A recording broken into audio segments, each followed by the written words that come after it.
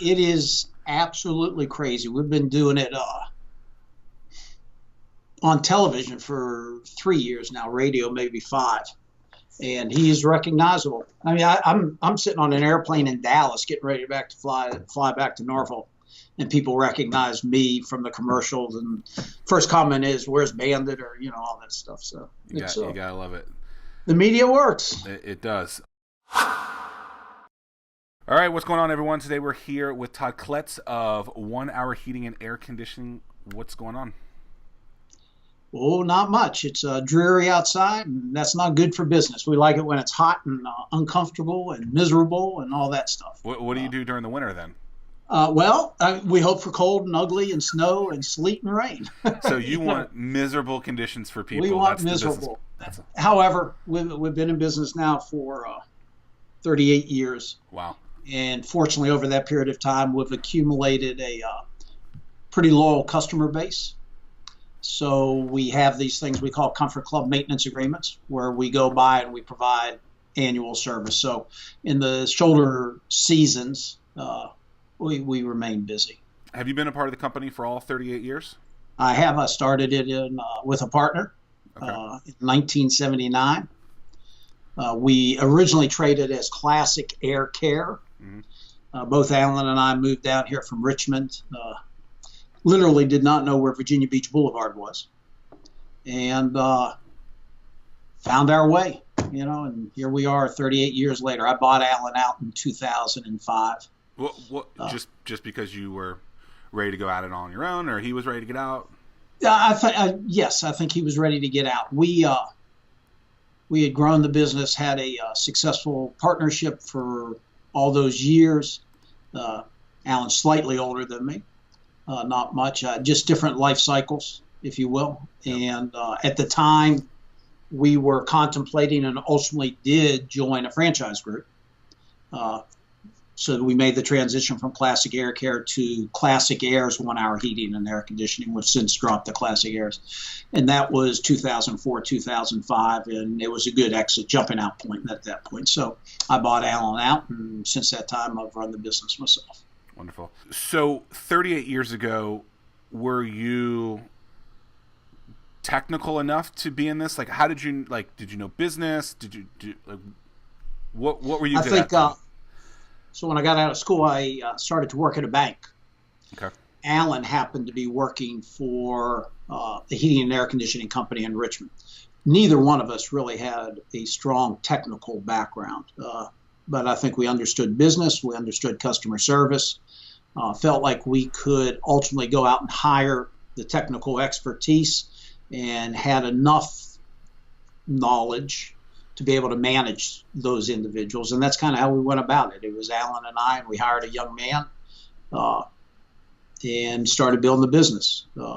It was challenging, but at the same time, real rewarding. Now, you're too young to remember 1979, the economy was about as bad as it could be. Jimmy Carter was president. Mortgage rates, I believe, were approaching 20%. Wow. It was pretty bad. However, that being said, we had no business, so we couldn't lose anything. So whereas other big businesses were losing, maybe laying off employees, we at the same time were out there hustling and trying to find a job, which was a success story. And just right foot in front of left foot, perseverance, and that's kind of the theme today is just perseverance, stick with it. So I think a lot of entrepreneurs today maybe suffer, if that's the right word, from something similar, where they have enough business knowledge, they have the risk tolerance to start something, but maybe they don't have the technical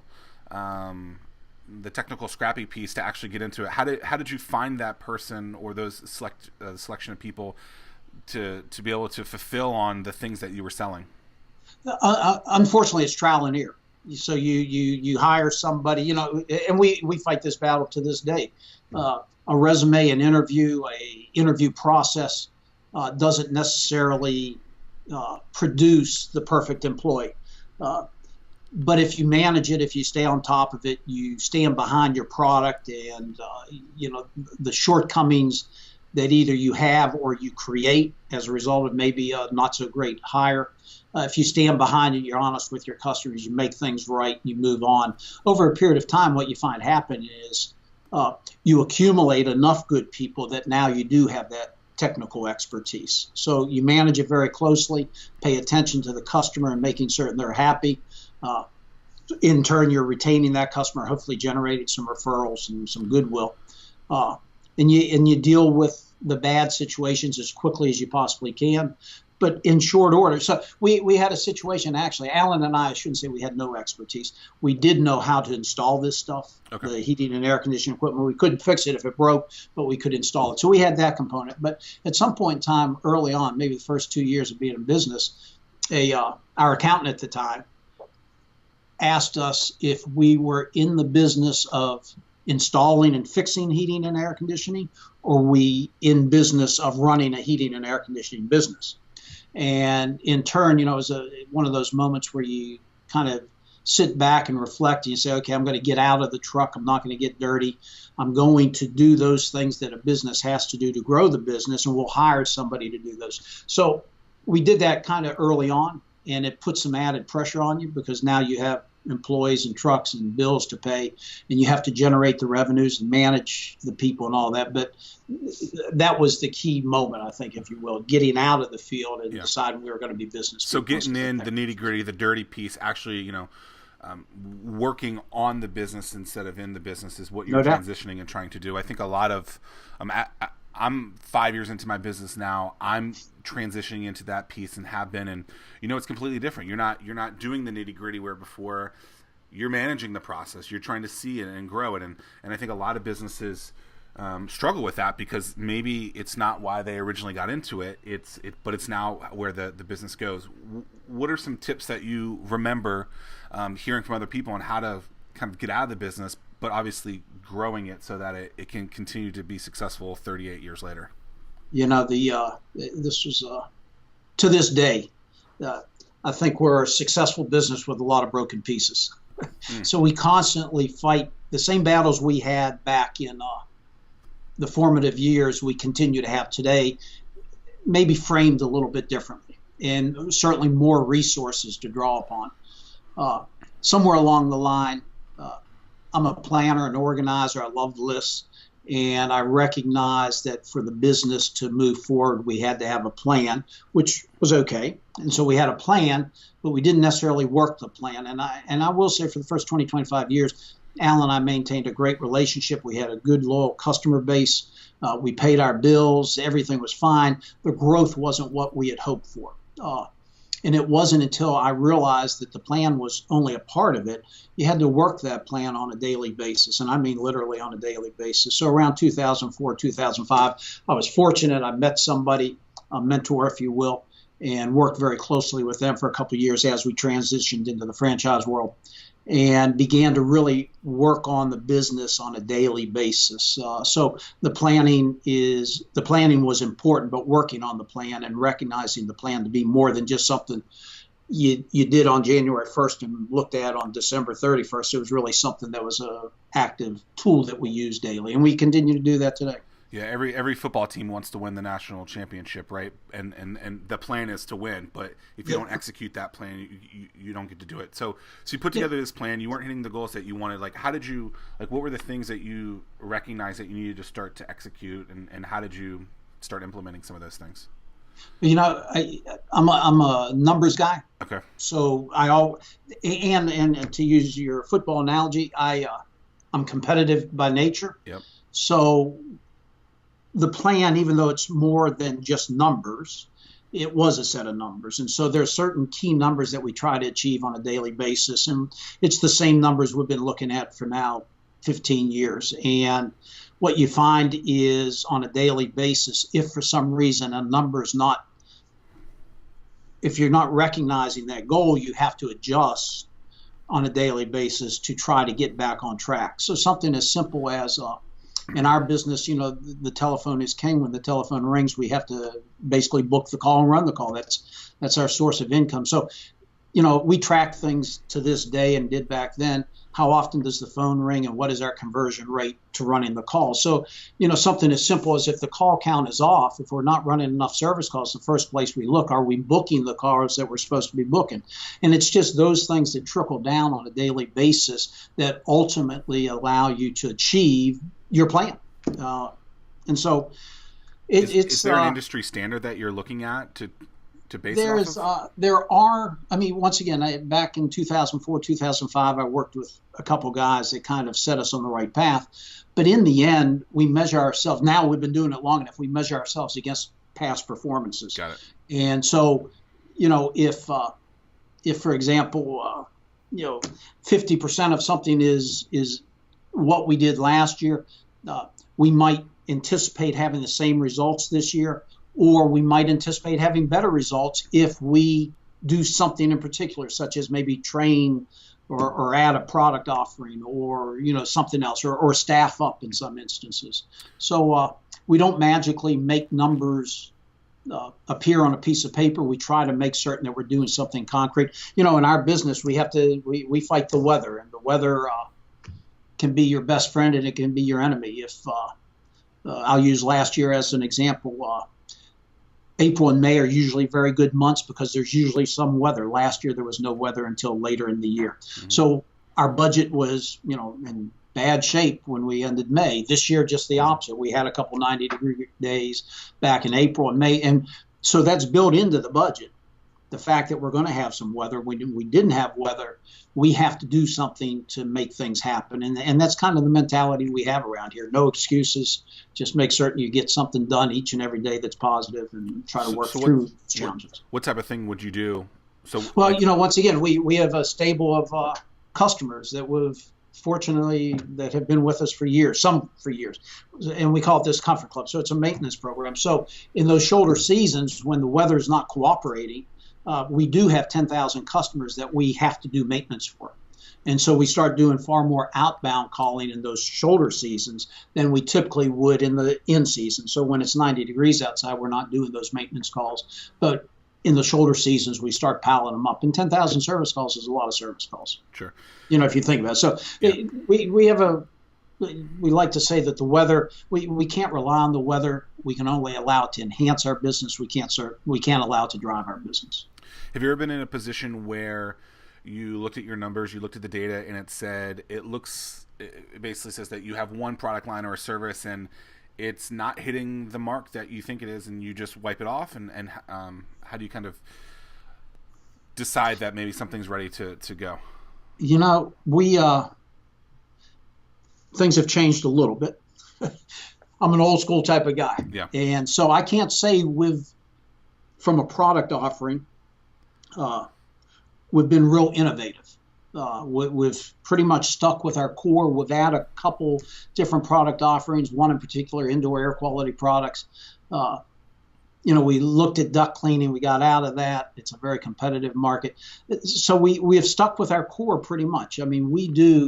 We used to do new construction. We don't do that any longer. Okay. So as time went on, we just focused more and more on what we thought we were good at, what we thought our personalities lended themselves to. We prefer to serve. And so, that eliminates some markets because the money's just not there. We prefer to be available on a Saturday, a Sunday, on a holiday. If you need air conditioning, we want to be there. In turn, it kind of drives our cost up a little bit. So we can't necessarily be the low cost provider. So as I guess we defined who we were and who we are and what we wanted to be, it maybe eliminated some markets, if you will, those new construction markets and the like. But for the most part, we're just a in-home service company doing what we did today that we did 25, 30 years ago. It's interesting that you mentioned you want to be open on Saturdays and Sundays and available at a call's notice, because I think we're in the experiential world now where if you have a bad experience, someone's going to hear about it on social media, someone's going to complain about it to their friend. But also on the reverse side of that, businesses are being started that are very experiential. You got escape rooms, you got Topgolf, you got the beach that we live at, right? And those are experience-based businesses. And it sounds like you're taking that kind of mindset and implementing it to your customers, and maybe even by accident. That's the goal. We are We sell the experience. And so, it starts with hopefully the way the phone is answered. Maybe it starts with the hours we're available. Our call center is open here in-house from 7 in the morning till 11 o'clock every night, 7 days a week. We do use an answering service after those hours. But the manner in which we answer the phone, how we book the call, the technician that comes into your house, the way he's groomed, the fact that he's wearing shoe covers and he has an ID badge and he parked in the street, not in your driveway because he didn't want to block you in, and he uses drop cloths and latex gloves, all those types of things factor in. I mean, I don't want to say we script our calls, our service calls, but we do script our calls. We ask our technicians to do certain things each and every call, all designed around enhancing that experience. We don't want to be just like the other guy. We have to set ourselves apart. You know what you're going to get? People like that. They know that someone's going to come in that is quality, that cares about it. So how did you start implementing and understanding that I should park on the sidewalk? I should be wearing gloves instead of not? I attribute a lot of those underlying factors to this gentleman that I've referred to a couple times. I met this guy, Jim Abrams, and a sidekick of his, Darren Dixon, and worked with them very closely as we transitioned into the franchise world. And Jim had been a contractor in St. Louis and had started actually the franchise, and Darren had ran a rather large store in Las Vegas. They shared, I had known those things. It hadn't become an ingrained part of our business. Background checks on employees, drug-free workplace. We don't smoke during working hours. Those are the types of people we're looking for. And at the same time, those are the types of people I want to send into your home, who I want to have in my home, who I want to sit down and have dinner with every night. Right. And so that's kind of where it started. They planted that seed. It made perfectly good sense to me. And I think we have just taken it and run with it. However, that being said, we step on our own toes. And I wish I could sit here and tell you that we don't experience problems, because we do.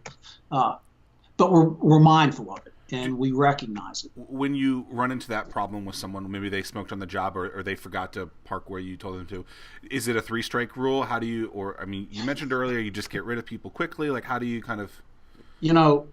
I would like to think that through the recruiting and hiring process, we're hiring the right people. And as a result, I hope that we minimize challenges such as that. We can't eliminate them. Thinking back, though, that we one of the few companies that I know of will hire. So it's funny. We're located over near Lynn Haven Mall in an industrial park, and I was riding in this morning, and virtually every company has a sign posted out front, a help wanted sign. They're looking for plumbers. They're looking for electricians. They're looking for HVAC techs. These guys don't exist. So what we do, we hired a guy first of the year. We've been doing this for longer, but we hired a development coordinator. And we're hiring young men and women who have no skill set in our industry. They're hopefully good people. So I'm going back to the recruit hire. We're hiring a character, an attitude, a mindset, and then we're giving them some basic HVAC skills that we help them build upon. So back to your question, we don't want to hire and fire. We want to work with these young people who, quite honestly, sometimes don't have the best work ethics. And so they don't, something as simple as maybe tucking in a shirt is just foreign. Somebody, combing their hair every day might just be something nobody's ever shared with them, that's the right thing to do. So when we find that maybe somebody crossed a line that we're uncomfortable with, we try to mentor and try to embrace them as people and try to get them and encourage them to do the right thing over a period of time. If they don't get it, they don't get it, and it's time to sever and go different directions. Got it. You guys do a ton of marketing. I think you have a very professional website and marketing done. I don't think a lot of people in service industries have gone as extensive as you guys have. That obviously costs money. Like, how do you understand that, okay, if we put this time in, this energy into it and do something that's completely different, it's going to be good for the long run? It was hard, because as you probably know, advertising is a variable expense. And if I go back to, when we started doing this, it was money that either we were going to spend on advertising or it was going to go into my pocket as, income or profit. Yeah. And so that's a hard decision. And there's no guarantee. Back in the old days, when we really started marketing on an annual basis. We used direct mail. Unfortunately, direct mail was very predictable. We knew from experience that if we mailed out 10,000 letters, we knew what type of response rate we'd get and what kind of success we'd have off of that.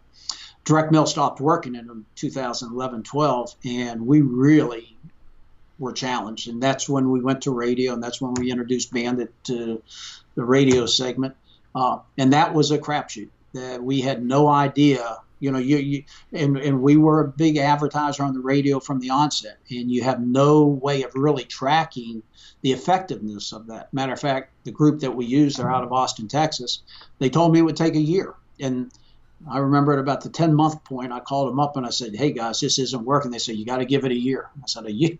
We're 10 months. What's the difference? Well, sure enough, February of that following year, we started to see some traction. We started to say, maybe this is working. Like people would call you and say, hey, we saw a specific ad with Bandit? Or like how do you? No, because we're on the radio. They heard it.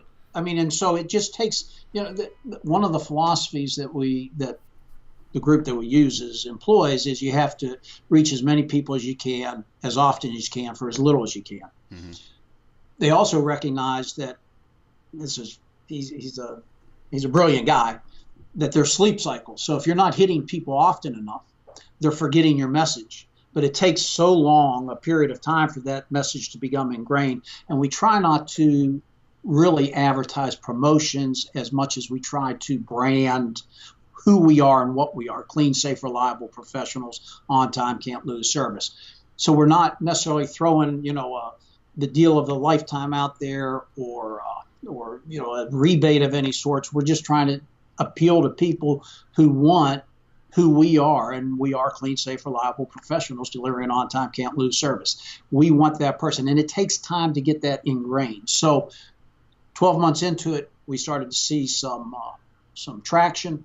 The years have been good, and at this point, all we're doing is trying to continue to implant that message in the consumer that that's what we are. Yeah. So you found a hole, or you found a niche that you can go into in direct mail up until 2011. Then you realize, oh crap, we have to do something. Then you decided to implement something crazy with Bandit. We'll get to the specifics of Bandit in a second, but taking 12 months to get to somewhere, did direct mail take that long? No.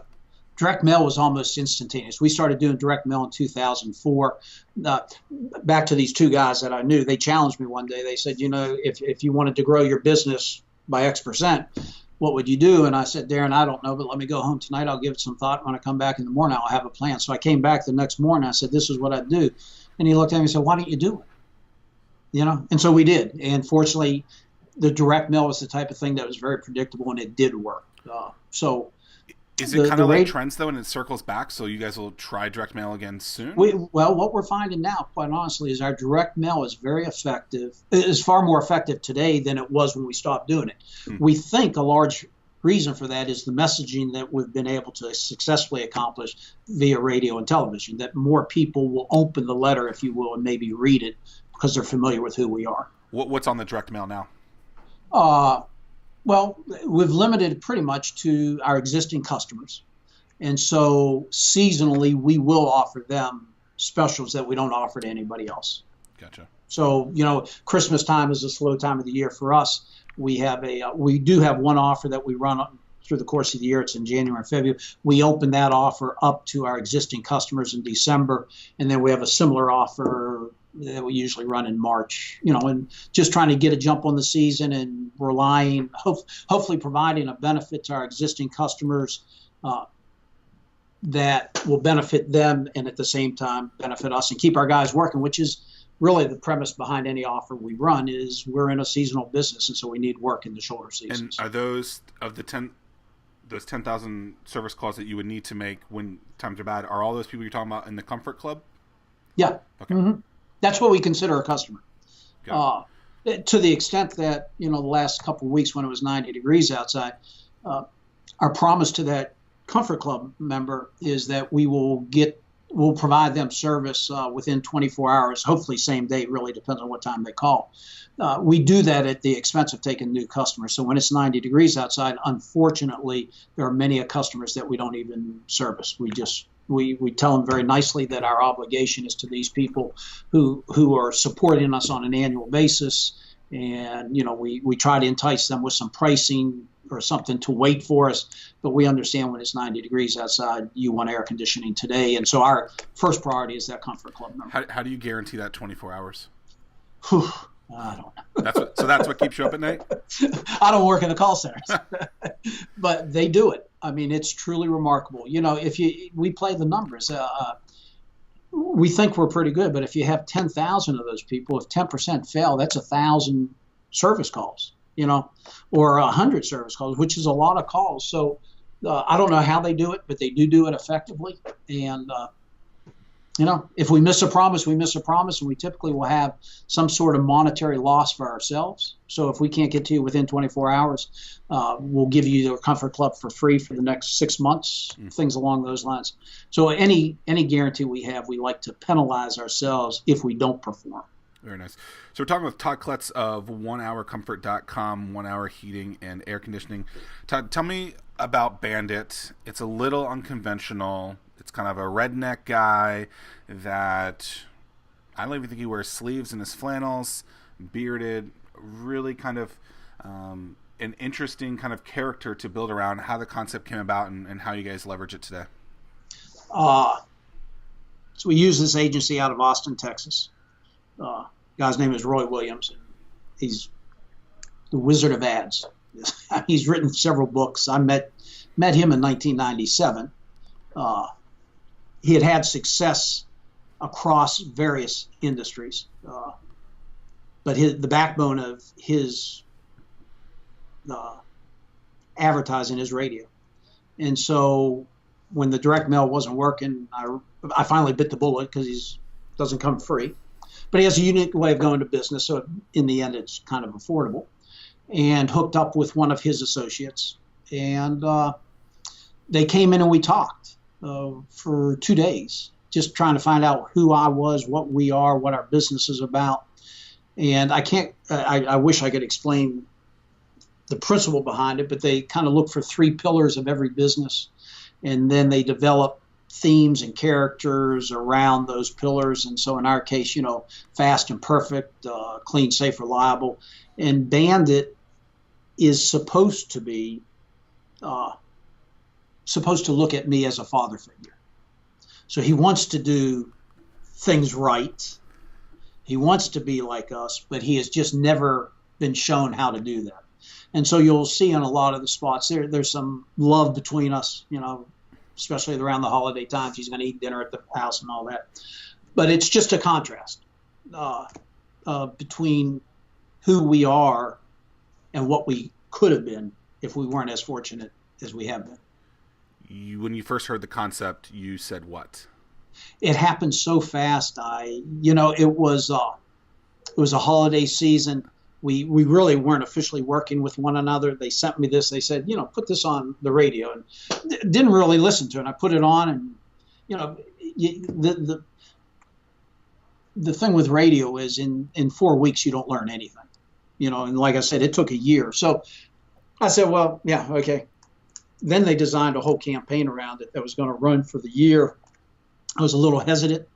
But then again, and maybe this isn't good, I said, nobody's going to hear it anyway. It's not going to work. It's not going to be effective. I'm not going to worry about it. We'll see what happens.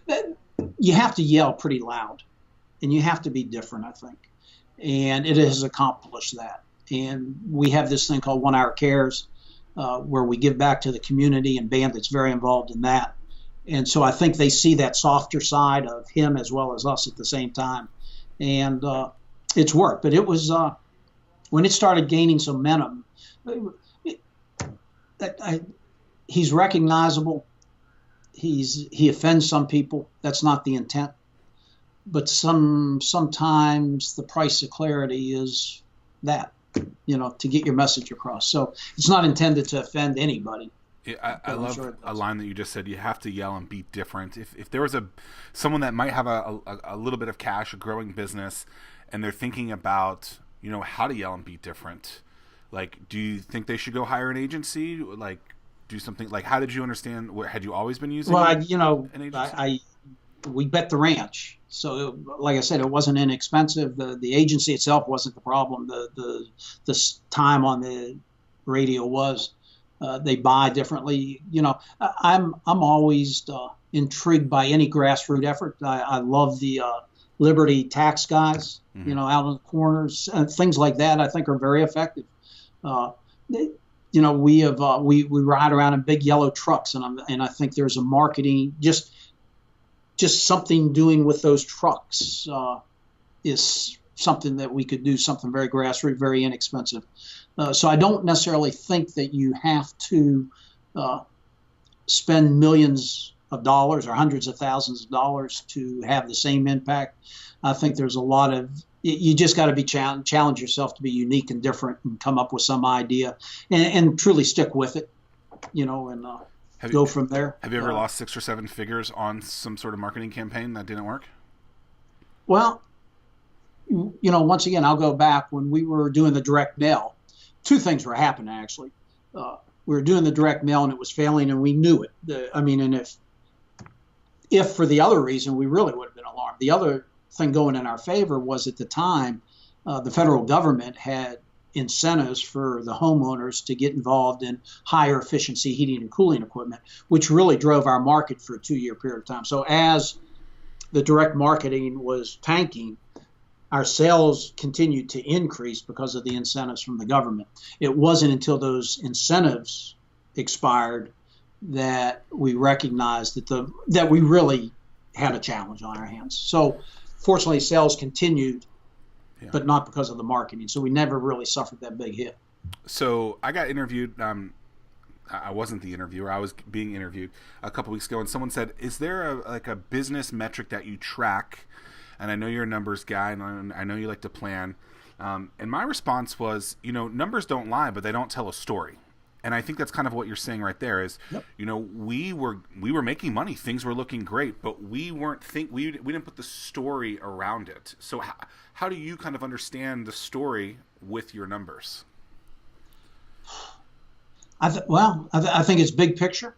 I think it's surrounding yourself with different people who bring different perspectives. So, when you think things are going well, there's somebody always going to share with you it's not as good as you think. And maybe when things are down, there's somebody patting you on the back and saying, there's really some good stuff going on. So I think the different voices you listen to, whether it's, people you work with, people you associate with, friends, family, I think just keeping your ears and eyes open to what's going on is a buffer to a lot of the challenges you have. You've been in this for 38 years, Todd. Like, what's next? When do you throw in the towel? Like, I could throw in the. I am very fortunate. I have a son and a son-in-law in the business. We have a management team that has been with us now for a long period of time. They get it. They understand it. I get to take off and do my thing when I want. I'd like to think, though, I bring a perspective right now that is appreciated, and so I feel like I have a value here. The way things are now, I really have no reason not to continue doing what I'm doing, as long as my health holds up and I'm afforded the ability to take some time off when I have to. We want to grow our business. We're not done. We would like to grow both organically here in Hampton Roads, as well as maybe expand our boundaries a little bit. And we're looking, as we speak, we're looking for those opportunities in hopes that we'll stumble upon something that, whether it be in the HVAC business, heating and air conditioning business, or one of the other trades, sometimes if I can come into your home and provide you a level of service that exceeds your expectations and fix your air conditioner, why couldn't I do that with some other trade? And so I think we're poised to do those types of things. Yeah, and if you threw in the towel, what would you do? You would start another business or do that anyway. So you don't want to get bored. What do you do? What do you do? You gotta stay busy with something. I do have some hobbies I enjoy, but I just can't see doing that 7 days a week. I read something not too long ago that Someone said to Mark Zuckerberg of Facebook, I guess early on, hey, would you sell this for, $3 or $4 billion, which obviously is an incredible amount of money. And he was like, no, I wouldn't do that. And they were like, well, why not? He goes, well, I would just start Facebook again. Right? So you do the same thing. You hear these entrepreneurs sell their businesses and they just start something else. I will say it still weighs, as I've always asked myself, at what point in time do you stop the worrying? Do you stop the caring? And that's there. Yeah. So maybe you get to that point where you say, I just don't want to carry that burden, that responsibility, that challenge on my shoulder. Let me have a couple of years of just free space in my head. And so I could get there because I do worry. Yeah. Are you married? Oh yeah. How does she feel about it? How does she feel about? You still run the business throughout the time? Is she? She's fine with it. That's good. Good answer. Good answer. We've been married 40 years, and she's always recognized how important the business was to me. More just how important it was to me, and so she's really enabled me to do what I do. And at the same time, I tried to be respectful of our relationship as well as our family as when they were younger. Now we have grandchildren. We try to make that time, and you have to manage it. But I think she's happy I'm at work and she's at home. There you go. Well, I appreciate your time today. Todd Kletz, onehourcomfort.com. That's onehourcomfort.com. This has been absolutely incredible. And it's been 38 years. Maybe you'll do 38 more. Thank you for your time today. You keep doing what you're doing. You're doing a good thing here. I appreciate it. Thank you.